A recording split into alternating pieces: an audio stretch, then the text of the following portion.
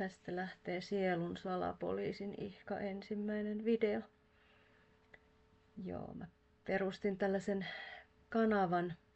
Mä tosi pitkään miettinyt ja harkinnut tätä asiaa. Sielu voi viitata moneen asiaan. Mieleen ja toisaalta henkeen. Niin molemmat sopii hyvin. Eli tällä kanavalla käsitellään psykologiaa ja mieltä, mutta myös teologiaa, sielua, henkisyyttä, kaikenlaisia inhimillisyyden aspekteja. Ja mä ajattelin lähinnä höpistä näillä videoilla, mitä mieleen tulee. Ei ainakaan vielä ole sen kummempaa struktuuria olemassa. Joo, mä oon taustaltani teologi, teologian maisteri ja tietokirjailija. Olen kirjoitellut tuossa yli 10 vuotta sitten pari kirjaa tai kirjan ja artikkelin. Ja sen jälkeen ollut pitkä tauko. Olen muissa töissä ja muissa jutuissa kiinni. Mutta nyt sitten viime vuosina mä oon kirjoittanut sellaista Sielun salapoliisi-nimistä kirjaa, joka on jotenkin silleen pakottava, että sen asian pitää tulla ulos, sen pitää päästä julki. Ja sitten mä ajattelin, että mä perustan nyt tämän kanavan myös sen saman asian ajamiseksi.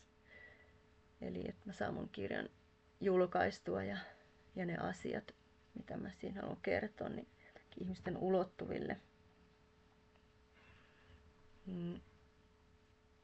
Mä en rajaudu pelkkään psykologiaan, vaikka tässä kirjassa lähinnä käsitellään psykologian näkökulmasta ihmistä tai sitä kaikkea, mitä mieli voi tehdä, mitä kaikkea ihmeellistä mieli osaa, vaikka sitä ei tavallaan arkipäivässä sitä ei huomaa tai siitä ei ehkä meille kerrotakaan.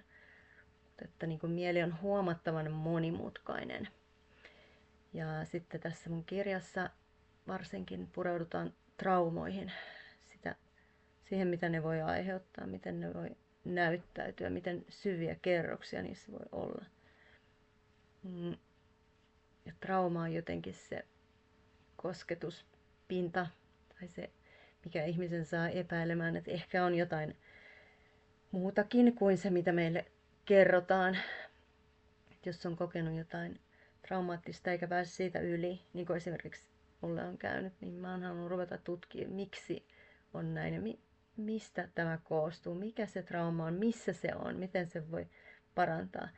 Eli mun kunnianhimoinen tavoite on löytää parannuskeino kaikkiin traumoihin. Ja tämä Sielun salapoliisi-kirja on osa sitä, mutta se ei tule jäämään siihen, vaan niin sit tavallaan tällaiset myös yliluonnolliset elementit niin psyyken lisäksi, mielen mekanismien lisäksi, niin mä ajattelen, että trauma on myös siellä henkisellä, spirituaalisella puolella.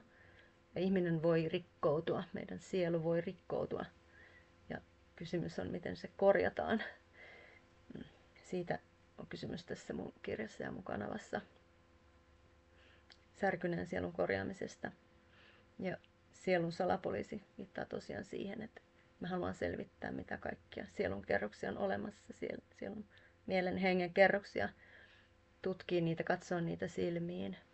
Myöntää niiden olemassaolon, tuoda ne valoon. Tästä varjon integraatiosta joku voi myös puhua.